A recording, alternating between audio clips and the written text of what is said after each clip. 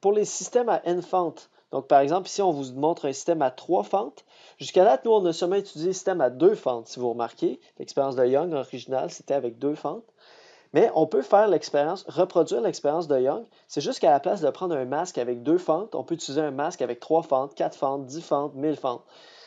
Donc, ce qu'on obtient pour 2 fentes, c'est la courbe qui est illustrée en rouge. Alors ça, c'est ce qu'on a vu jusqu'à maintenant. Puis, en fait, concrètement, sur l'écran, qu'est-ce qu'on observe? On observe la figure qui est en bas ici. Donc, cette figure-là ici, ça correspond à la figure qu'on obtient avec 2 fentes. Et la courbe en rouge ici, dans le fond, c'est la fonction de l'intensité. Donc, l'intensité en fonction de la position, en fait, plus précisément en fonction du déphasage, on obtient cette fonction-là. Donc, un cosinus au carré, comme on vient de voir. Maintenant, quand on fait l'expérience de Young avec 3 fentes, on va obtenir quelque chose de différent. Donc, remarquez, c'est la figure qui est juste au-dessus. Donc, remarquez qu'est-ce qu'on va obtenir. Il va y avoir des points, voyez-vous le point ici, où l'intensité va être très forte. Sur le manuel, quand l'intensité est plus forte, la tâche est dessinée plus pâle. Ça ne sera pas nécessairement, ça sera pas le cas dans la réalité. C'est pas une question de pâle foncé, mais c'est parce que on peut pas représenter les intensités lumineuses sur une feuille de papier, là. Fait que c'est un petit peu plus dur à représenter comme ça. Mais quand vous allez le voir, bref, c'est juste pour vous dire que quand c'est dessiné plus clair, dans le fond, ce que ça veut dire, c'est que l'intensité est plus forte. Fait qu'ici, l'intensité est très forte. Ici, virtuellement, on arrive à un minimum, à un endroit où on a de l'interférence destructive. Après ça, ici, on arrive à un autre maximum. Mais ce maximum-là, ne le comparez pas avec celui-là. C'est pas la même sauce, là. Ici, ce maximum-là, il est beaucoup plus faible que ce maximum-là. Donc, son intensité maximale, voyez-vous, elle est beaucoup plus faible. C'est pour ça qu'il est représenté en foncé, là, en rouge foncé. C'est pour vous montrer que, oui, il y a un petit maximum là, mais il est très faible. C'est pas la même intensité qu'ici. Et quand on regarde le schéma ici, on le voit très bien, là. Donc, au maximum, ici, ça monte très haut. Ça, on va appeler ça le maximum principal. Donc, ça ici, on va appeler ça le maximum principal. Et l'autre qui apparaît ici, alors lui, on va l'appeler un maximum secondaire. OK? Secondaire parce que justement, il est beaucoup moins fort que l'autre. Voyez-vous jusqu'où il monte? C'est juste une toute petite bosse de rien par rapport à lui qui est très haut. Donc, l'intensité est assez faible. Donc, c'est ça. Ça, on va l'appeler un maximum secondaire. Et lui, on va l'appeler un maximum principal. Tandis qu'avec 2 fentes, on n'avait pas ce phénomène-là. Avec 2 fentes, il y avait des maximums, puis il n'existait pas de maximum secondaire avec 2 fentes. Il existait juste des maximums principaux. Tandis qu'à partir de 3 fentes, là, apparaît le concept de maximum secondaire. En moyenne, l'intensité moyenne avec 3 fentes, ça va être 3 fois l'intensité qu'on aurait avec une seule fente. Donc, c'est logique. C'est dans la même lignée que quand on avait 2 fentes, mais l'intensité moyenne, c'était 2 fois l'intensité qu'on aurait avec une seule fente. C'est logique. Comme je dis, des fentes, ça ne fait pas créer de la lumière. Ça fait juste comme redistribuer la lumière. Donc, c'est logique qu'avec 3 fentes, en moyenne, on a 3 fois l'intensité d'une fente.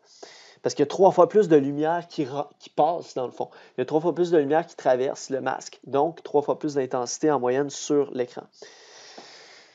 OK. Ensuite, continuons. Allons maintenant avec 4 fentes, ici. Avec 4 fentes, qu'est-ce qui se passe? On a un maximum principal qui va être encore beaucoup plus haut. Voyez-vous ça? Voyez-vous que le maximum principal est encore beaucoup plus intense. Il monte beaucoup plus haut. Et maintenant, oh, surprise, on a deux maximums secondaires qui sont compris entre 2 maximums principaux. Donc, entre 2 maximums principaux, en 2 gros pics, on a 2 petites bosses. 2 petites bosses, 2 petits maximums secondaires. Voyez-vous la tendance qui est en train de se dessiner? Avec 2 fentes, aucun maximum secondaire. Avec 3 fentes, un maximum secondaire.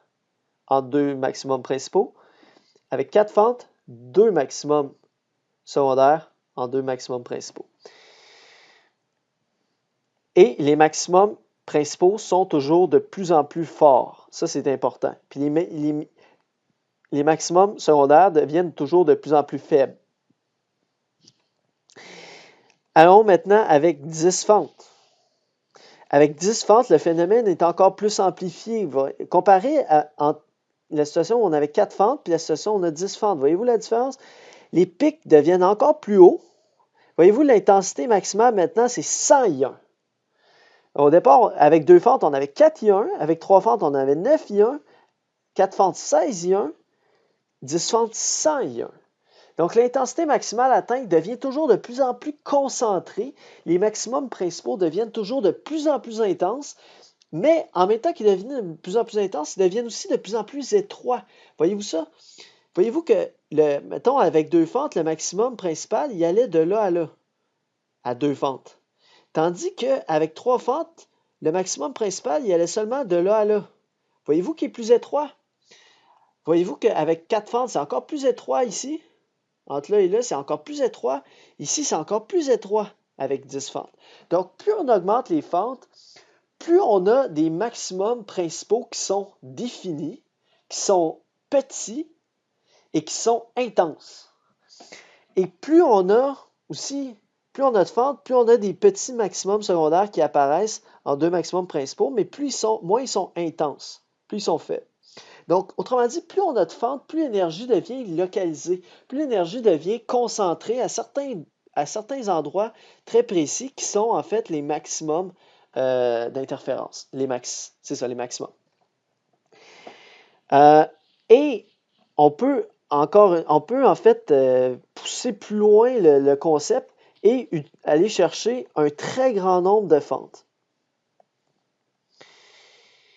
Ça, c'est ce qu'on appelle un réseau. C'est-à-dire, vous imaginez comme un masque, puis là, vous faites une fente, admettons, à chaque... je vais inventer, là, admettons, à chaque millimètre, vous faites une fente. Okay? Vous prenez un masque, puis à chaque millimètre, vous faites une fente, puis vous en faites 1 million comme ça. Ben, là, vous avez ce qu'on appelle un réseau. C'est-à-dire un masque qui contient un très, très grand nombre de fentes très rapprochées. Alors là, on a comme poussé le concept à l'extrême. On est comme parti de 4 fentes, 10 fentes, puis là, on est comme allé, on va aller jusqu'au bout là, de notre idée, puis on va mettre comme presque une infinité de fentes. Ben, pas une infinité, mais un très, très grand nombre de fentes. Alors là, ben, en fait, le résultat est tout à fait dans la tendance de ce qu'on est en train d'observer, c'est-à-dire que les maximums principaux deviennent encore plus intenses, mais deviennent extrêmement localisés. Donc, ça devient un point ou une ligne de lumière très, très localisée. Donc, très, très petit. Le maximum est très petit, mais très intense. Puis, remarquez ici, les maximums secondaires, il n'y en a plus. Parce qu'en fait, ils seraient rendus tellement petits qu'ils sont rendus négligeables comparativement aux maximums principaux. Donc, même si conceptuellement, on pourrait dire qu'il y a des micro maximums principaux ici le long, entre 2 maximums, des micro maximums secondaires entre les 2 gros pics, même si on pourrait dire ça conceptuellement, ça ne sert même pas à rien de le dire parce qu'en réalité, c'est comme on les observera même pas en fait. Si on fait l'expérience, on les verra même pas, on ne pourra même pas les observer. Donc ça sert même pas c'est même pas la peine d'en parler finalement. Donc c'est comme s'ils n'étaient pas là en fait. Ça revient au même que s'ils n'étaient pas là. Donc finalement, on se ramasse qu'on a juste des maximums principaux, mais extrêmement localisés, très très précis dans l'espace, très très à un endroit très précis. Donc, on en a toujours un au centre de l'écran, puis on en a qui vont être générés de part et d'autre. Il y a les réseaux, d'ailleurs. Donc, je rappelle, un réseau, c'est justement un masque qui contient un très, très grand nombre de fentes. Il y a une autre affaire que je voulais montrer, c'est que l'intensité maximale qui va être atteinte, voyez-vous la tendance? Avec 2 fentes, on a 4 ions. Avec 3 fentes, 9 ions. avec 4 fentes 16 I1 avec 10 fentes 100 I1. Voyez-vous la tendance qui est en train de s'établir? Dans le fond, prenez le nombre de fentes, mettez-le au carré. Donc, par exemple, ici, pour 2 fentes, on prend 2. Au carré, ça fait 4 fois I1. Ici, on a 3 fentes. Au carré, ça fait 9 fois I1. 4 fentes au carré, ça fait 16 fois I1. Même chose ici, 10 au carré, 100. Donc, qu'est-ce qu'on remarque? C'est que l'intensité maximale, ça va toujours être n carré I1. Donc, n étant le nombre de fentes du masque. Et la dernière chose, c'est l'intensité moyenne. Alors, l'intensité moyenne, quand on a 2 fentes, c'est 2 I1. Intensité moyenne avec 3 fentes, 3 I1, etc. 4 fentes, 4 I1. Donc, l'intensité moyenne pour un nombre de fentes n, ça va être n-I1, tout simplement. Ce qui est logique. Donc, autrement dit, on laisse, si on a 4 fentes, par exemple, en moyenne, on laisse 4 fois plus de lumière rentrer à travers le masque. Donc, l'intensité moyenne, ça va être 4 fois l'intensité d'une seule fente, si on avait une seule fente. Alors, ceci nous amène directement à parler du prochain sujet qui est le réseau. Donc, ça va être le sujet de la prochaine section, les réseaux. Donc, on va étudier ces bébites-là qui donnent ces maximums d'interférences très localisés ici.